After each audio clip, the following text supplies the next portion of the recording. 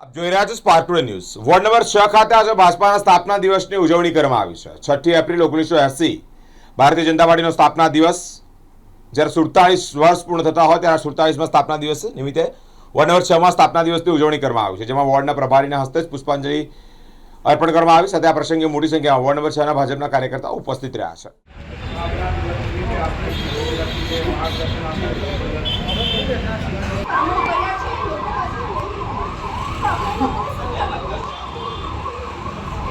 અમે વિચારધારા પર ચાલીએ છીએ, એ જ વિચારધારા પર અમે ચાલીએ નીકળો। તમે જ્યાં સુધી બહાર નીકળશો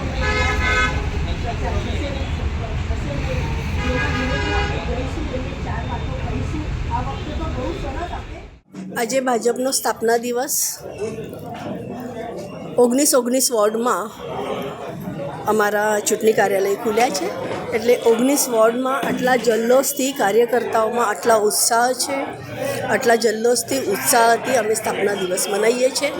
સવારે અમે કમલમ પર સ્થાપના દિવસ ધ્વજ લહેરાયો અને સાંજે દરેક કાર્યાલયમાં અમે સ્થાપના